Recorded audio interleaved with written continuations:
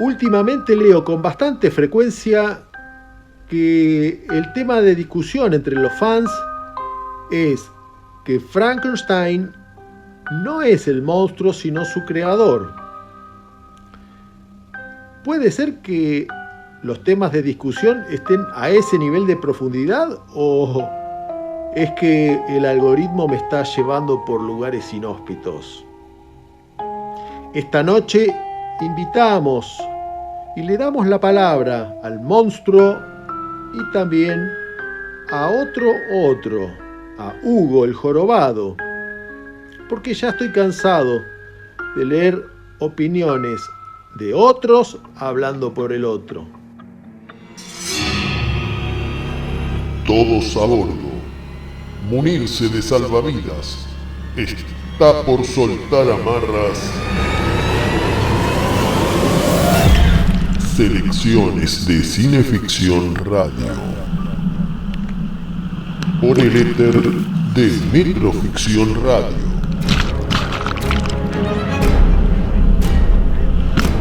En la próxima media hora, un poco de todo, mucho de nada y nada de bastante.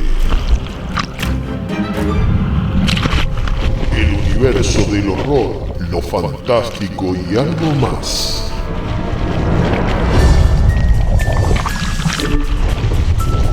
Selecciones de Cineficción Radio. Textos: Darío Labia. Relatos: Chucho Fernández. Productor general: Juan Carlos Moyano. Productora artística: Selva Justus. Respaldan Estudio Iacona, Registro de Marcas y Patentes y la Bitácora Gastrobar y Cervecería.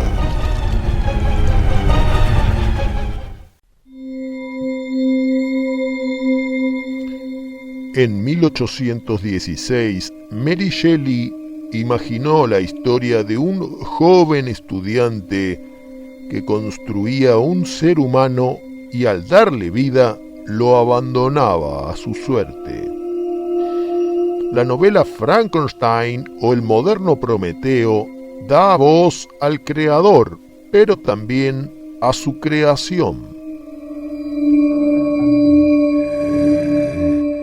Seguí avanzando por las caprichosas sendas del bosque hasta que llegué a un profundo y caudaloso río que lo bordeaba, y al ser que varios árboles inclinaban sus ramas llenas de verdes brotes.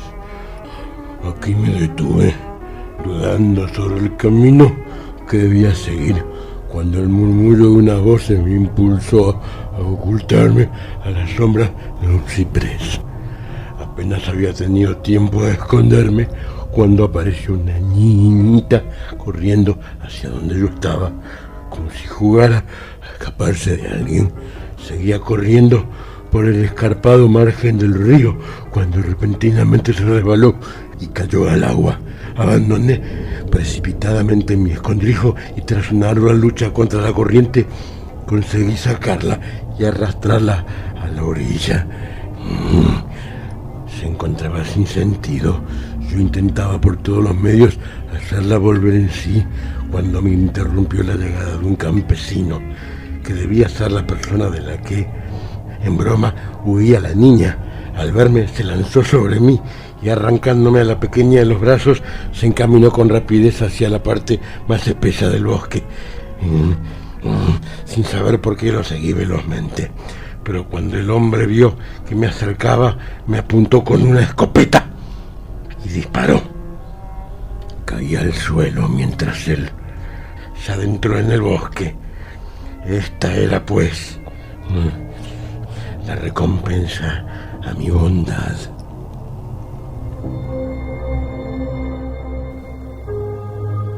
En 1931, cuando James Whale filmó la primera adaptación sonora de Frankenstein, sus guionistas decidieron subvertir ese episodio.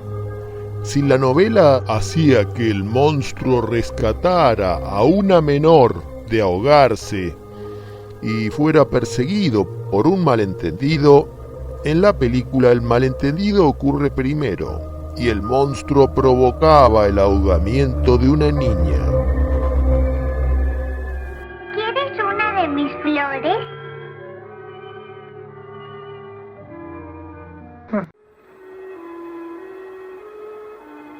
Esta es para ti y esta es para mí. Puedo hacer un barco. ¿Ves cómo la mía flota?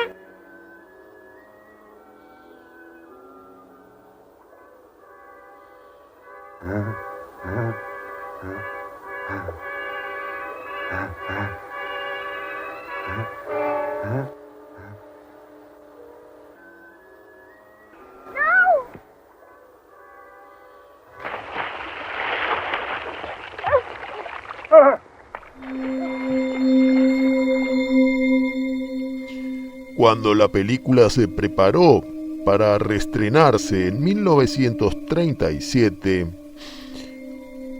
estaba ya en vigencia el llamado Código Hays, y esta escena se juzgó muy fuerte y fue suprimida. ¿Por qué? ¿Qué es lo fuerte? ¿Qué fibra sensible tocó esta escena que el propio estudio que 6 años atrás la había aprobado en el guión y había pagado para que se rodara, ahora prefirió que fuera quitada?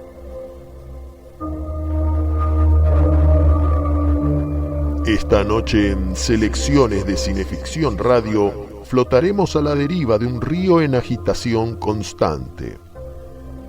Somos apenas 2 pétalos en una corriente turbulenta que se contrae y expande. Somos Chucho Fernández y Darío Labia y vamos en busca de un mito llamado Hugo el Grande.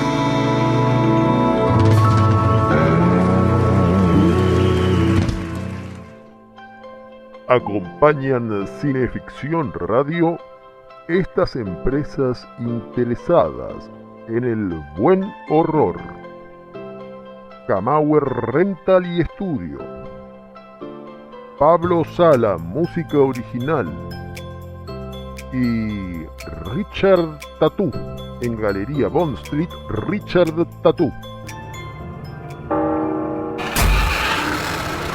Cineficción Radio. Aquí en 24/7, domingos 20 horas. Con Darío Labia y Chucho Fernández recorrerás espeluznantes historias de terror. Buenos Aires, Argentina.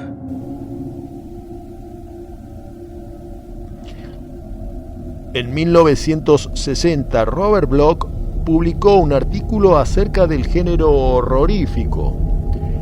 Años después, reimpreso en la revista Famous Monsters of Filmland, con el título de The Clown at Midnight.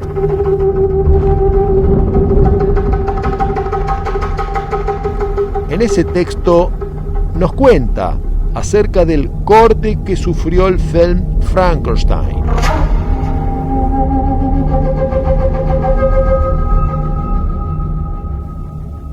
echemos un vistazo a uno de los mejores ejemplos de lo que la censura hace o deshace en el cine de horror.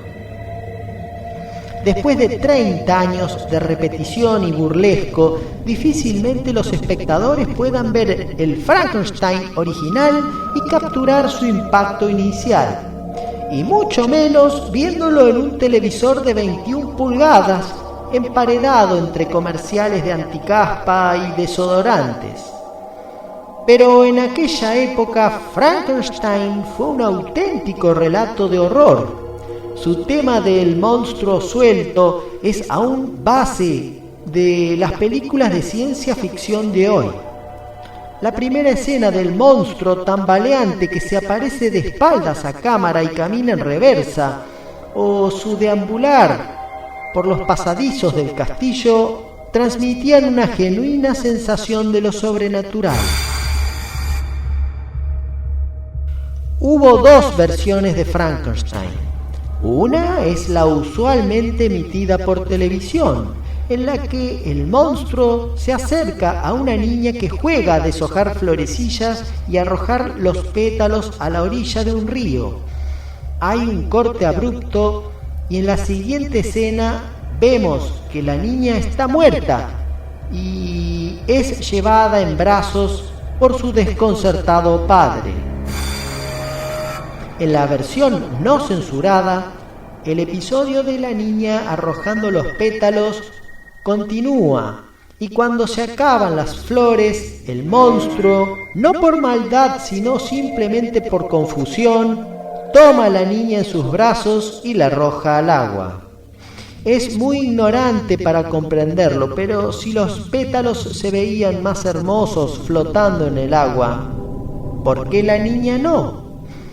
Los censores aparentemente pensaron lo contrario. Cortaron la conclusión de la escena, sembrando una idea más espantosa aún. El horror es descartado en pos de una situación sórdida inmediatamente identificable por el público lector de las crónicas policiales de periódicos.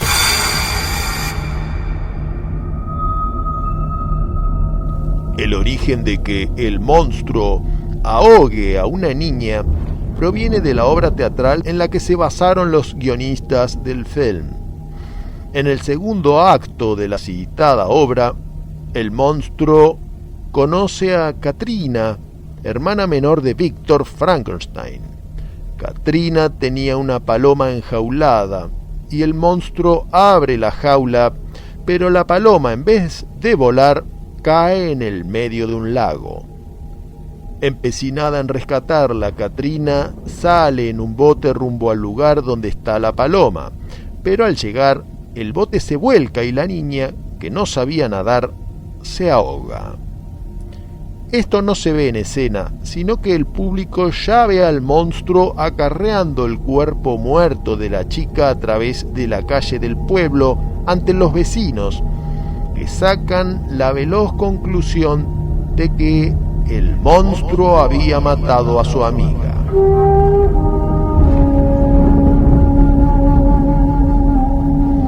Tenemos que separar los tantos. Una cosa son las negociaciones entre literatura, cine y teatro, y otra es la censura. En la novela, el monstruo mata no solo a la hermana, sino al resto de la familia de Víctor Frankenstein. En la obra teatral se buscó crear empatía en el personaje y resaltar nuestra innata capacidad de pensar erróneamente en base a prejuicios. En la película se quiso transmitir esta misma impresión, pero la acción posterior de la censura, en época de auge de los kidnappings, es decir, los secuestros de menores, en vez de contribuir a la compasión del personaje, como era idea inicial, pareció contribuir a lo contrario, pues como observaba Robert Bloch hace 60 años, la visión de un padre acarreando el cadáver de su hija con las piernas con una media puesta y otra no, pareciera que hubiera sido objeto no de un accidente, sino de una violación. algo que también sigue vigente en las noticias de hoy.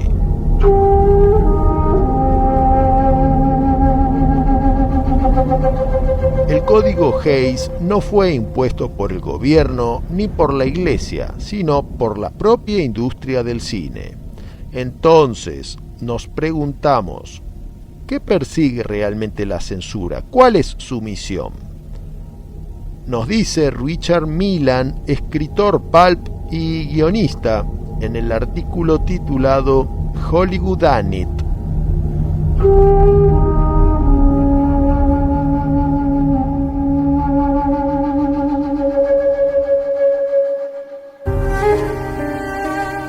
En materia de asesinato, Hollywood es melindroso. Debido al código Hays, el crimen debe ser propiamente castigado. El mal no puede prevalecer. Lo horripilante no puede presentarse de forma muy atrevida. El crimen sexual puede ser sugerido, pero no expuesto en términos visuales.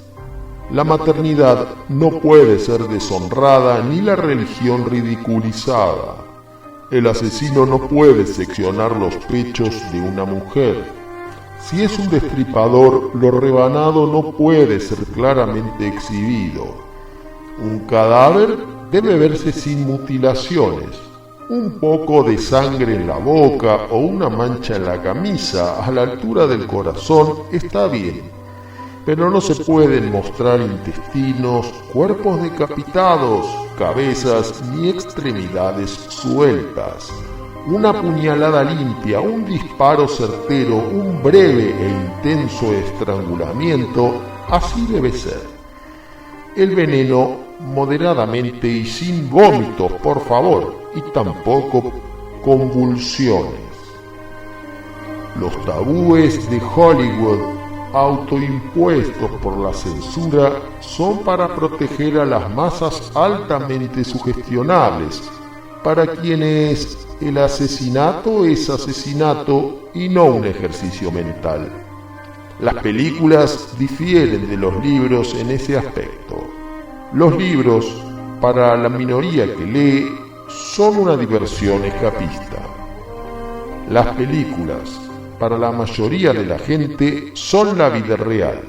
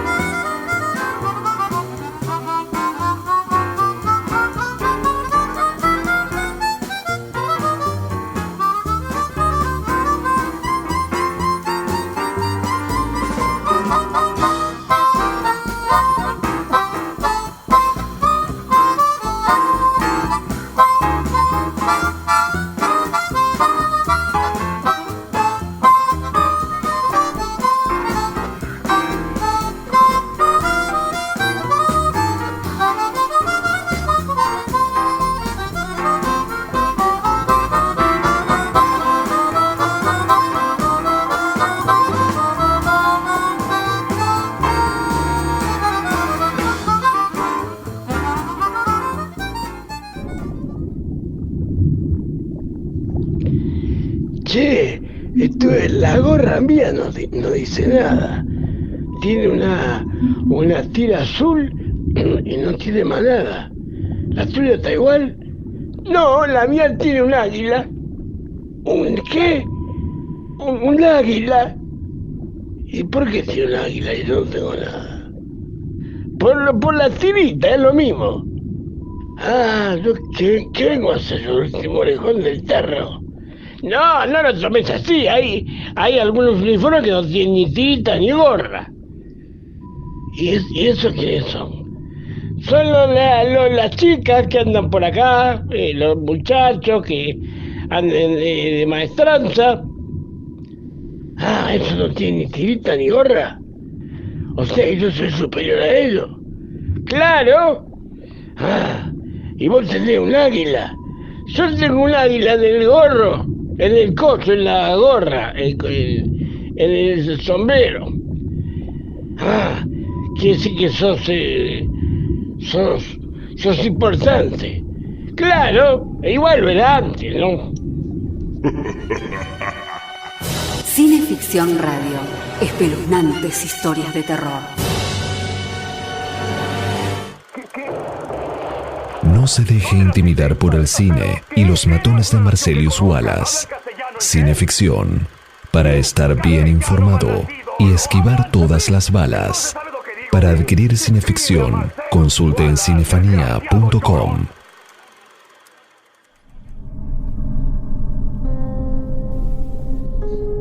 En 1962, el programa Alfred Hitchcock presenta, famoso compendio televisivo del Buda del suspenso, iba por su 7ª temporada ininterrumpida.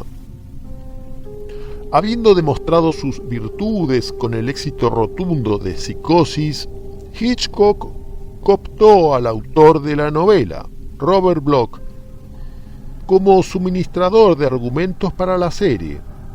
Uno de los relatos que Bloch propuso había aparecido en Weird Tales allá en los años 40, El aprendiz de hechicero. El propio Bloch adaptó el relato en un conciso guión de 26 minutos que se rodó a toda velocidad, cambiando unas cuantas cosas, pero manteniendo la idea de que el protagonista fuera un muchacho retardado llamado Hugo, en probable guiño al inmortal creador del jorobado de Notre Dame.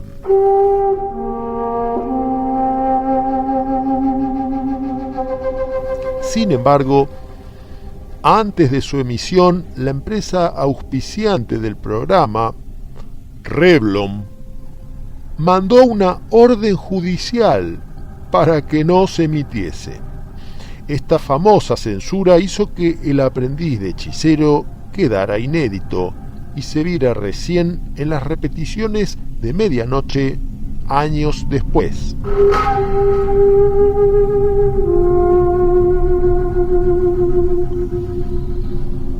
Volvemos a lo mismo. ¿Qué fue lo que intimidó a la empresa a decidir la no emisión del episodio en el que habían invertido dinero para rodar? Si recordamos que el film de 1931, El monstruo tenía un cerebro subnormal, El aprendiz de hechicero reitera el motivo de Frankenstein, la agresión por parte de una persona con retraso contra un individuo que, sea o no inocente, no tiene tal retraso. Entonces es la personificación del demente, del psicópata, lo que provoca en los espectadores una sensación tabú, seguida de la inmediata necesidad por autorrepresión.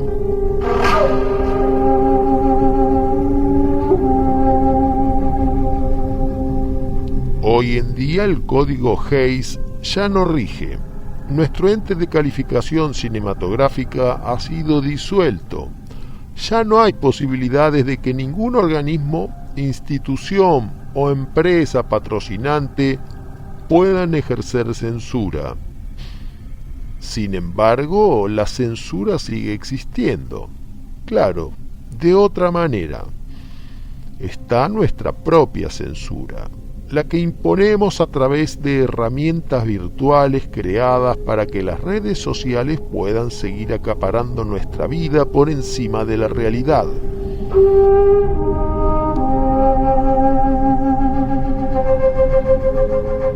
Entonces, nos quejamos tanto de la censura, pero no podemos vivir sin censura. Rápidamente denunciamos la censura, pero no decimos nada de la posibilidad de censurar, bloquear o denunciar a aquel que expresa o sienta distinto. es para pensar.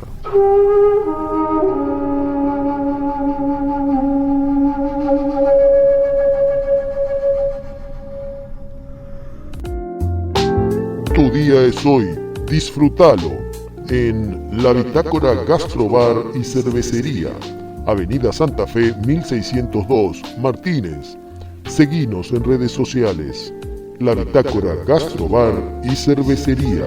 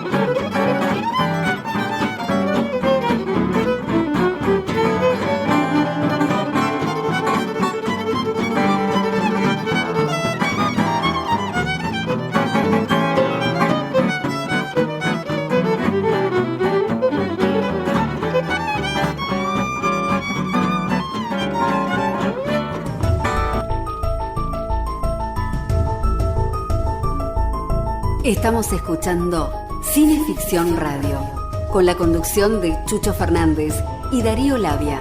Espeluznantes historias de terror.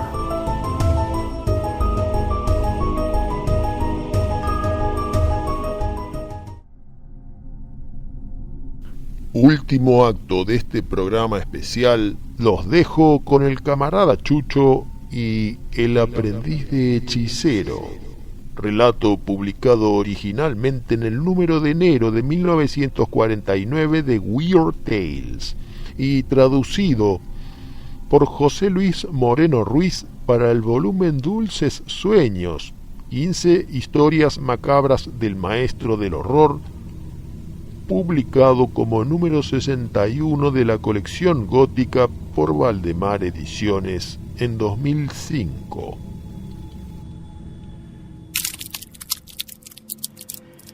Preferiría que apagaran la luz. Me hieren los ojos. No necesitan tener la luz encendida porque voy a contarles todo.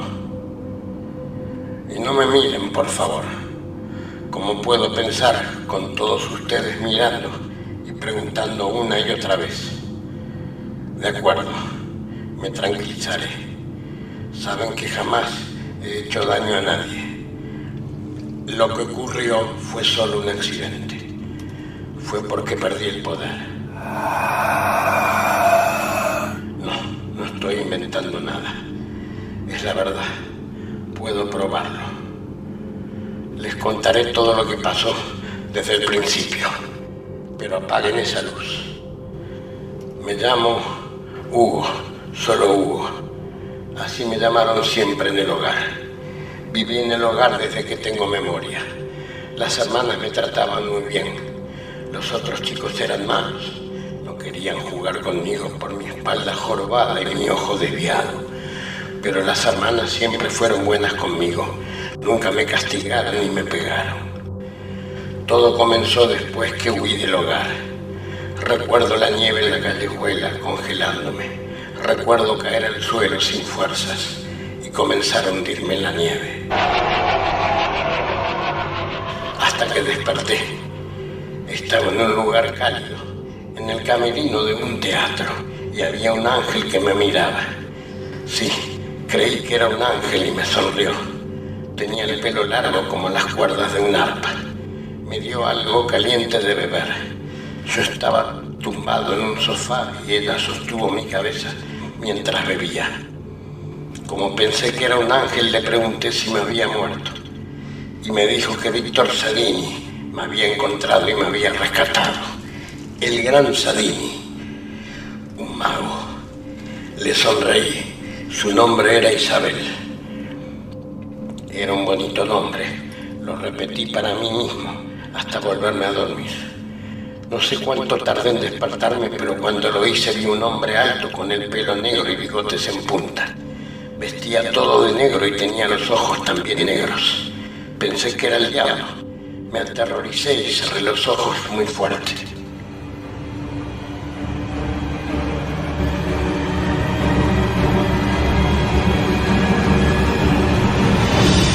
Oí voces, una conversación y abrí los ojos. Vi al hombre vestido de negro y a Isabel, sentada al fondo de la habitación. Estaban hablando de mí. Al darse cuenta que había despertado, ella se acercó y me preguntó si quería algo de comer. Era muy hermosa. Llevaba una gran capa toda cubierta de estrellas plateadas. Por eso pensé que era un ángel. Pero entonces llegó el diablo. Me saludó y se presentó. Era Víctor Sadini, el gran Sadini. Era el mago. Me hizo varios trucos para que los viera. Trucos con cartas y monedas y pañuelos que sacaba de mis orejas. También hacía desaparecer cosas. Eso me dio miedo, pero me dijo que no eran más que trucos.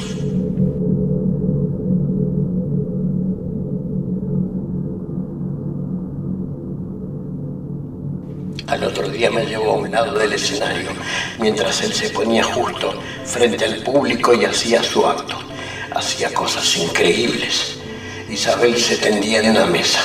Él agitaba una vara en el aire y ella flotaba y flotaba sin que nada la sostuviese. Después bajaba lentamente la vara y ella descendía, pero no se caía, sino que volvía a quedar acostada en la mesa. La gente aplaudía encantada. Yo mismo lo vi. Y luego metía a Isabel en una caja que atravesaba con varias espadas de acero y él decía al público que quizá quedara ensartada, pero salía entera y sin un rasguño. Estuve a punto de saltar para detenerlo cuando le vi hacer aquello, pero el hombre que manejaba el telón se rió de mí, lo que me hizo pensar que se trataba de otro de sus trucos. Era lo más fantástico que había visto jamás. Después de la función le conté que no tenía dónde ir y que estaba dispuesto a trabajar para él a cambio de nada. No le dije que quería hacerlo para estar cerca de Isabel. No le habría gustado. Era su esposa.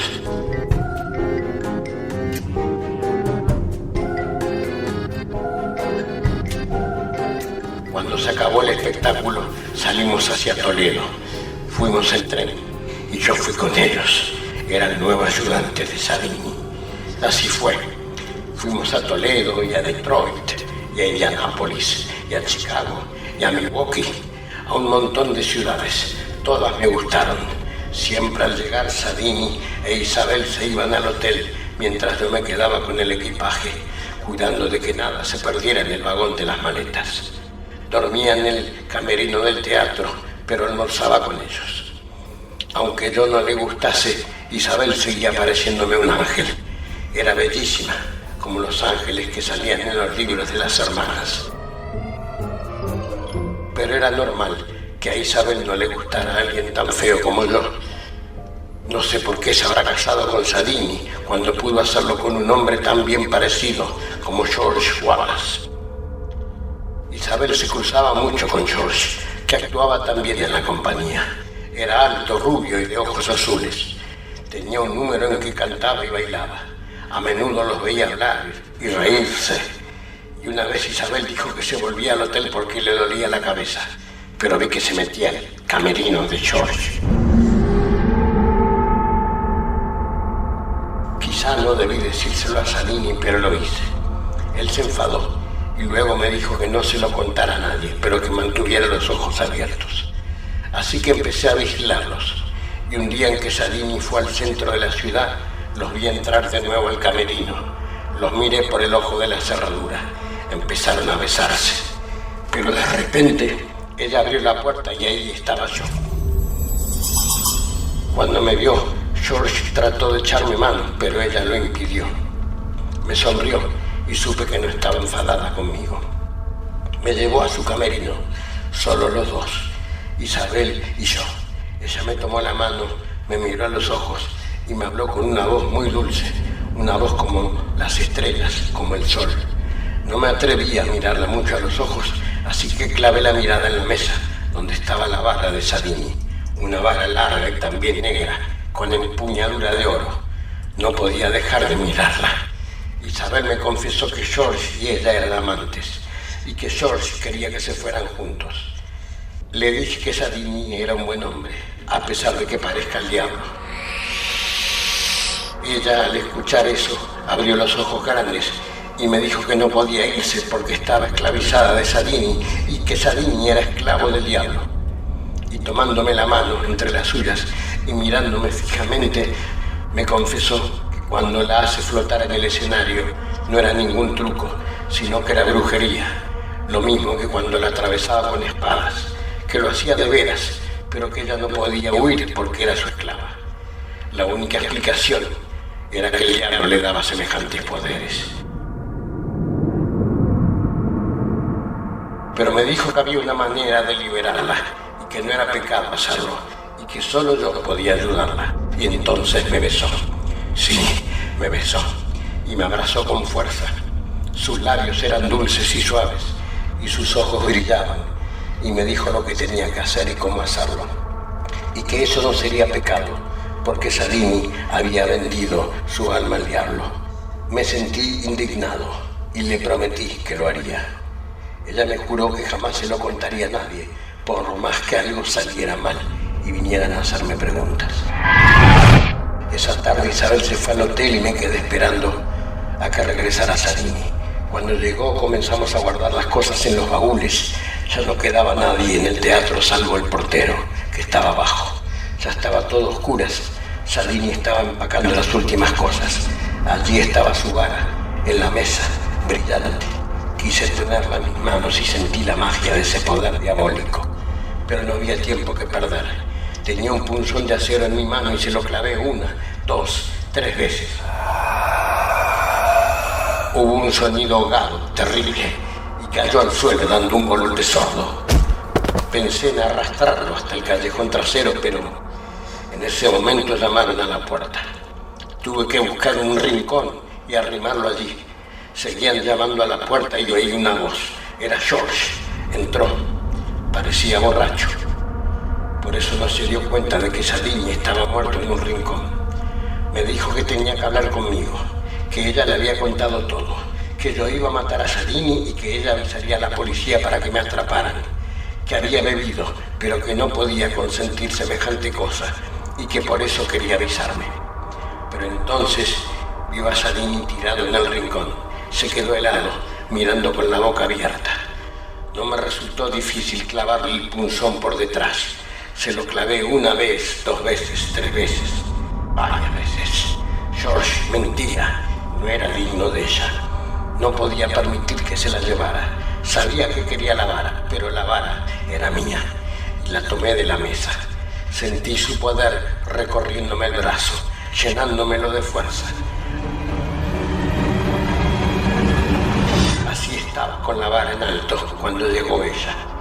Iba siguiendo a George, pero había llegado tarde.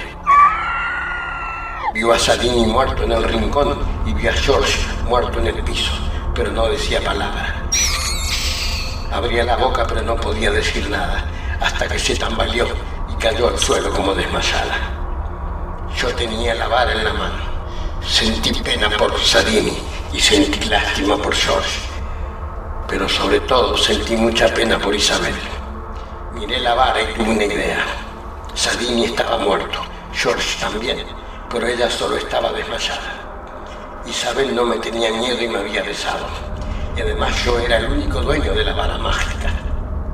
¡Qué sorpresa! Se llevaría al despertarse y verme con la vara. Le iba a decir, tenía razón Isabel, funciona. De ahora en más, tú y yo seremos las estrellas del espectáculo. Ahora nada se interponía entre nosotros. La tomé en brazos y la llevé al escenario. También llevé el baúl con las cosas de Sadini. Encendí un foco de luz.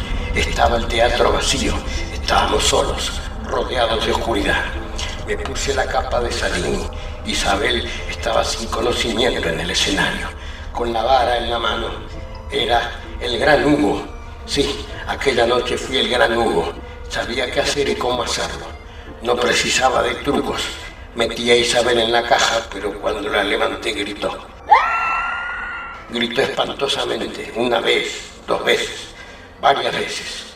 Yo le mostré la vara para hacerle ver que no tenía nada que temer, pero seguía gritando, así que cerré la caja y la atravesé con la espada de acero. Pero la espada se tiñó de rojo. Volví a intentar, una vez, 2 veces. Pero eso rojo y líquido siguió brotando. Me sentí mal, así que cerré los ojos. Moví la vara mágica en el aire con más fuerza, a ver si ahora funcionaba. Por lo menos Isabel ya no gritaba más. Abrí los ojos y volví a mirar, pero seguía igual. Sin duda, algo había fallado, algo había salido mal. En eso apareció el portero y después vinieron ustedes y me arrestaron. Así que ya lo ven, fue solo un accidente, falló la vara. Quizá al morir Sadini, el diablo anuló su poder, no lo sé. Solo sé que estoy muy cansado. ¿Pueden apagar la luz, por favor? Querría dormirme.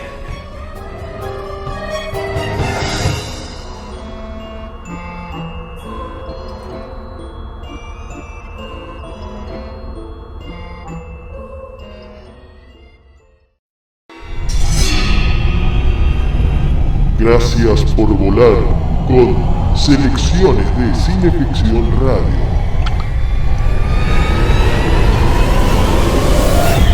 Textos: Darío Labia.